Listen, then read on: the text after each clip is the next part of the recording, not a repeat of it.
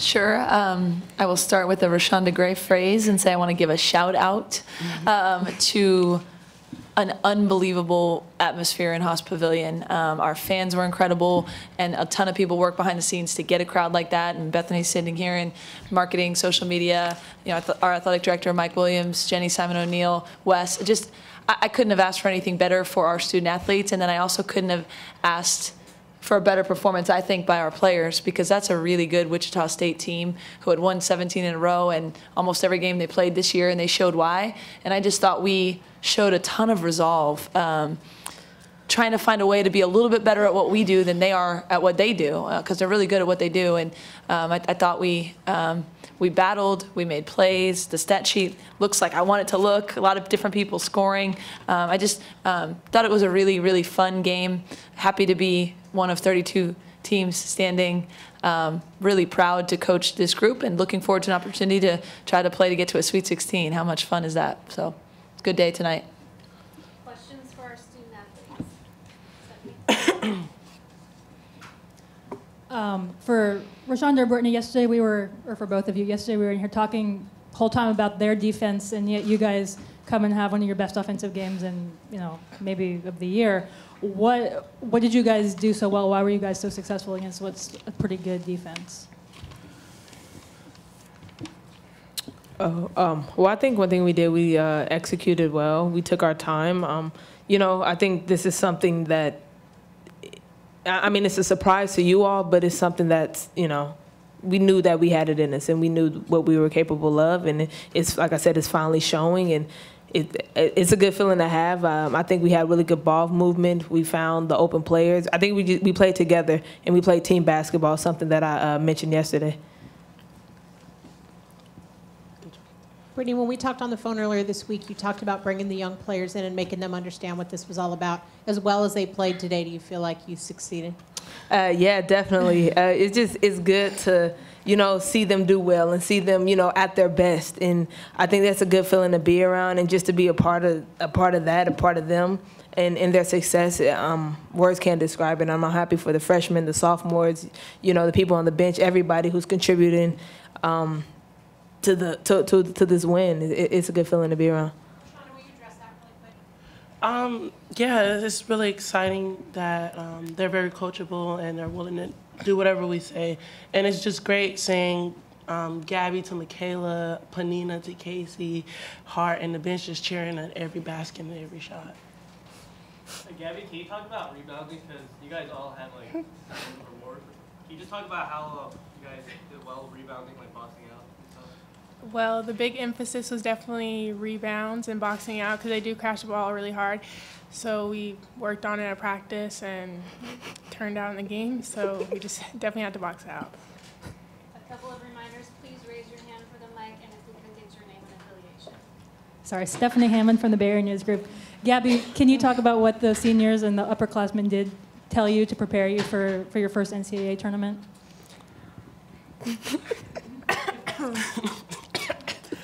Well, every day at practice, they go very hard and they bring us up to a new level, and they went even harder, I'd say, this week of practice, just because it's a different level than just playing in the Pac-12, and it's you're playing against other people who you don't really know, so you have to really pay attention to details in the scouting report. And yeah, they went very hard at practice, I'd say. Beat us up a little bit, but that's okay. Janie McCauley from AP. Gabby, along those lines, when Rashonda comes out to a standing ovation, and then she's pumping her chest and running up and down the bench, high-fiving, and then Britt comes out to the same kind of a greeting. What does that do, to kind of prep you guys for what you're hoping is a really special run in this tournament? Well, I'm excited. Just when they come off the bench, when they come out the game, we get excited, even more excited on the bench, just because it's potentially who we're gonna have in the future, and the future's coming into the game, and it's wow, this could be us. We can keep this going, and we just want to keep the same excitement when they come off. We want to keep it on the court, and it's just exciting just to see them walk off, and it's a dream that you kind of see from in the stands. You see when you're younger, just look at them, like, coming off the bench, like, oh, they're so good. But then, like, being out there on the court, it's pretty impressive. Mike Vernon, San Francisco Chronicle. Rashonda, their team was just in here talking about how they gave you 3 different looks on defense. You know, how hard was it to handle that, and what did you do, I think, to have such a successful day? I felt like this whole year I've seen all type of different defenses, and the one thing I try to better myself is when I do have the ball to be smart and be aware of my surroundings and just to be aggressive because I know people are coming for me. So I just try to get in positions where I'm able to score, and if I'm not able to score, I look for my other teammates. Brittany, how many people did you have in the stands? I mean, from 250. in your hometown here. I'm not sure. I know a lot of family came and supported, which is like really good. I'm just happy to see, you know, my cousins, aunties, uncles. So I'm not sure how many people actually came. I think I will see after we get out the press conference. Winberry Insider. Gabby, can I ask you about when they closed it in the second half to 4? What was happening on the bench for you guys to stay focused?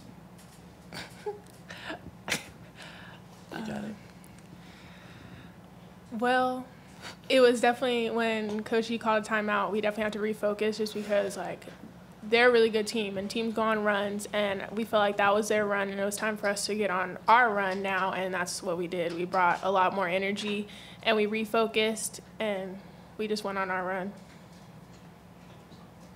Rashonda, if you can look ahead just a little bit now, Monty McGee-Stafford had a really good game for Texas. That's going to be a big matchup for you inside. What do you think about that matchup, and what are your first impressions of what you're going to have to do? You know, that's a good question. But I have history, Monty. I played against her in AAU, and of course, I'm pretty sure she bettered herself just as I have. But she's a really good player, and I'm looking forward to playing against her. I look at her, I kind of compare her to Ruth Hamblin almost, so it's like nothing new to me. But yeah, I'm just ready to take on her bigs, and I'm definitely going to work on my combo moves. Brittany, for another game in a row now, you got bumped a little bit a couple of times. How is your health? And I guess at what point, you know, or I guess how hard is it going to be to keep you out of the game? That's a good question. It's gonna be really hard. I don't know. I'm built to run through a wall. Like that's simple. It's gonna take a lot to keep me out, keep me down. So, you know, if I'm banged up, bruised up, it really doesn't matter. When I step on the court, I'm gonna give it 110% all the time. Yeah, Brittany, what did you think about number 24 on their team, Alex Harden? Yeah, kind of what we expected. She's a great guard, good pull-up game. You know, got to the rim and ease, knocked the free throws down. She kind of led this team, you know. She had a really good shooting night from the floor, a strong point guard. She's really good, and that was a key for us, just to focus in on her and, you know, kind of slow her down in transition. And I think we did an okay job, and that we could do a better job in transition defense. But she did really well today, and yeah, just best of luck to her in her future.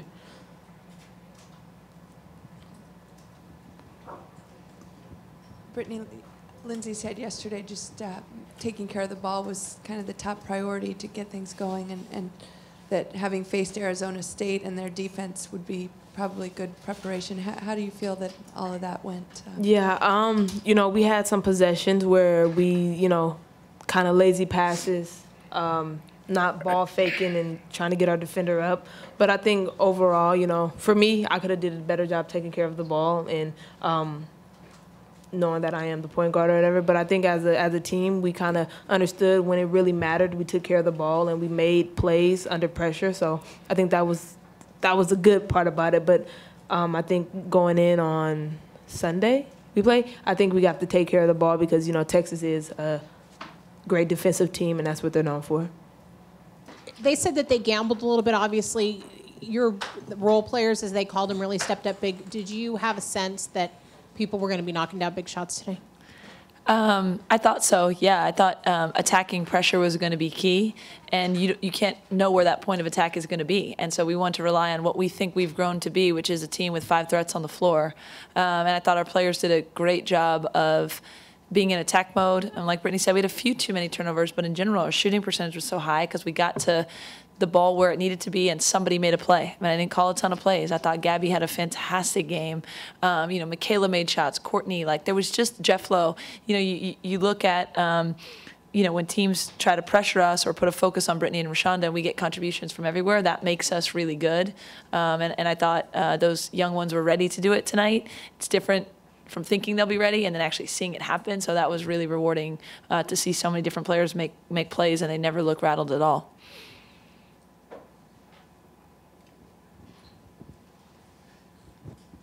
Lindsay, what was your message to the team when you guys went down 4? You called the timeout and they responded. Yeah, I tried to be, really calm and said they're not doing anything that we didn't expect. I mean, I'll just say Wichita State's really good. I mean, they were sort of a carbon copy of what I saw in film, which was this great team, and they were doing what they did well. And I tried to hone in on, we need to stop them in transition. We need to take care of the ball and not turn it over, and we need to keep them off the free throw line and the O boards. And I said, that's their run.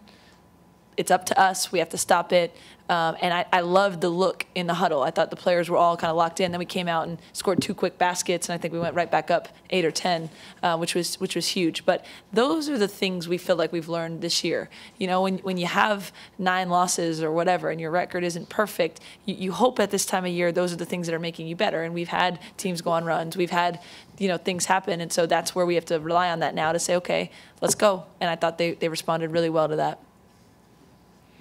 Yeah, Coach, Taylor Eldridge here with Wichita Eagle. What did you think about Alex Harden? You saw her on tape, now in person. Where does she kind of stack up with the players you guys have seen this year? Yeah, I mean, I grabbed her at the end of the handshake line. It's always hard, senior and emotional, but I just said, you could play anywhere. You could play for us. You could play for anybody in the country. I mean, I thought she's terrific. She's as good of an individual kind of matchup problem as we've had all year. She's really good in transition. She's strong. She was not afraid if she came at us. I mean, she's a problem to defend, and I thought she had a great game, and I think she really leads this team. There's a reason they won 29 of the 33 games they played, because they have young women who get after it. They're well coached, and she clearly leads that demeanor. Cheryl Coward, hoopfeed.com. So you had a chance to see Texas up close and impersonal today and see how they overcame, Western Kentucky down the stretch with Imani McGee Stafford. For you, what are the biggest threats facing Texas? The biggest strengths. They're really athletic. They come at you defensively. They pressure, and then the balance of that athleticism and size inside. I mean, Imani was terrific tonight. She was unstoppable. I think 24 and 15 or something.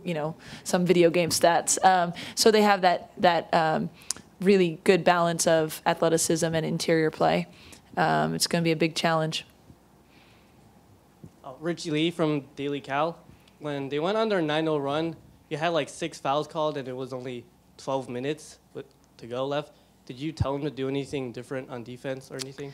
We definitely kind of emphasized not letting them get to the free throw line. I mean, that just has such a dual negative effect, right? You're stopping the clock, letting them get easy points, maybe a triple, then putting kids in our team in foul situations. But like I said, it just really responded to my messages in the huddle. I was pretty calm and clear and just said, hey, we've got to make them take tough shots, keep them off the free throw line. And the team was really good about, like Gabby said, sort of refocusing in those media timeouts and getting back to what we wanted to do. It also helped us when we were scoring. Then we could get into our 1-3-1 defense, which was a little tougher for them to attack the rim. And that part of the reason we run that, it also keeps us out of a little bit of a foul situations because you don't get as many one-on-one matchups. Hey, Morris Phillips from Full Court. Coach, good to see you again. Can you just talk about, now correct me if I'm wrong, your first trip to the tournament as a head coach was with Santa Barbara, I guess, against Stanford. What's different about being Coach Gottlieb on the opener of the NCAA tournament now that you've got 8 or 9 of these things under your belt and won and had some success in this tournament as opposed to it was when you did it for the first time? Well, that first time, not that I'm still having nightmares, but I think they had Jane and NECA and, maybe 3 other kids coming off the bench that were about 6'5". That was a heck of a Stanford team that went to the Final Four. But more so for me, the things that are the same, it never gets old. This is the most incredible sporting event in the world, and I get to be in it, and I get to be in it with young women that I love and care about and hope to help them get where they want to be. And that's no different from however many years ago that was when we were dancing with the Gauchos. Maybe the mindset's different now. I think the where this program is at Cal, the narrative has changed. We expect to win championships. Our aim is to go back to a Final Four, someday. Hopefully that's, this year, and win a national championship. So it doesn't take away the excitement of a first-round game. My jitters were still there. I'm watching games this morning going, wow, this is going to be us later, and I try to get that across to the kids. But I think the goals are, trying to get through today, like a one-game, tournament, and then we'll try to get through Texas and, the next thing that's in front of us. So maybe a little bit more of a business-like quality to it, because it's not my first time, and I'm trying to help these players achieve the goals that they have. But the fun and butterflies and excitement of it is no different than it was in the first one. Were you expecting to see Eliza and Elijah and I'm sorry, Elijah? Yeah. I mean, Eliza flew up. So she's coaching a high school team, and she has practice tomorrow. So she's on a plane in the morning. This is an alum that flew up just to be here today for this. And, Leja's been around a lot of this year because she didn't go overseas, and she's going to go back to the Fever. And across the world and the area, our alums are really invested in it. And I just think that's what this is about. I mean, Gabby's telling you, she watched Boyd and Gray as a kid. Now she's on the court with Boyd and Gray. Then they're going to graduate. Then other people are going to come. It's pretty amazing to have that type of feel in your program. So to have Eliza and Leja here, and Tasha, Vital, obviously Dev is a big part of our program. It's indescribable how much that impacts what it is that we do in an athletic department. Lindsay, you said earlier when you called that timeout with the 4-point lead, you love the look in the huddle. Is there really a good look and a bad look? And if so, what did that good look, look like? Well, I think one of the things that coaches need to do that's not necessarily on the coaching manual of what you run when is having a pulse of your team. And there have been timeouts this year, over the course of a long season where I'm, are they with me? Are they down? Are they mad about this? Are they worried about the last play? And then there's the look when, they're locked in and dialed in, and I don't know exactly what's going to happen next when we come out on the court. I can't say I know that this shot is going in, but as a coach, you feel good about the pulse of your team when they're, when they're with you, when they're, they just have a swagger about them that okay, we got this, and that's what we've seen, I think, over the course of a lot of the last several games here. But it definitely is significant, and it's important and meaningful for a team to be successful to have that kind of cohesion. Last question. Hi, Coach. Rick Cantu, the Austin American-Statesman. I want to know, how are you going to simulate a 6'7" player in practice tomorrow? And have you played against anybody similar this season to 6'7", 6'5" front like they do? Well, we do have, there's that kind of practice equipment thing with the things where someone can hold on and make yourself taller. So we do have, I think our men's team has it. We borrowed it, another time. And I'm not sure in the NCAA tournament if we're allowed to use male practice players. I have to check the rules, but we do have a practice player who's pretty big. But more so, our players at this point in the season are very smart, high IQ when it comes. They can learn from film. So you don't necessarily need to physically do everything. You can mentally, get them to have a sense of what's coming. So Rashonda mentioned it, Ruth Hamblin from Oregon State, I think she may be 6'8". We played her very recently. So that would be, I think, a point of reference for Rashonda. And again, going back to how the Pac-12, I think, has prepared us for a lot of different things. But the best way to maybe score on Amani is to get down the floor before she's down the floor, or to, pass and get someone else an open look, or get back and try to get around her. And obviously we're not going to try to go over her or through her, but Rashonda's pretty good about studying film and understanding what her looks might be and what they might not be.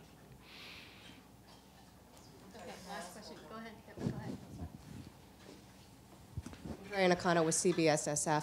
Just one question about Rashonda Gray. You had Gabby and Michaela step up, but how much of it is a calming factor to have Rashonda out there in the post when, you know, Wichita State cut the lead down to 4?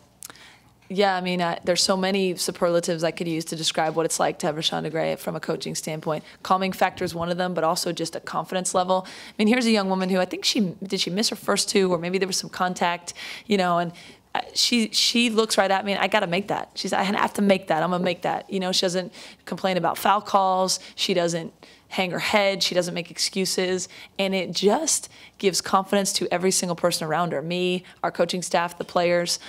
She's a warrior. You know, we call her beast mode. She does handle double and triple teams and just keeps going. So it's remarkable to see. And like, you know, like she mentioned, she's just as happy when she's got 3 on her and someone knocks down a 3. That's fine with her too. But she's incredibly coachable, incredibly locked in, and just a really positive force on the basketball court when she's out there.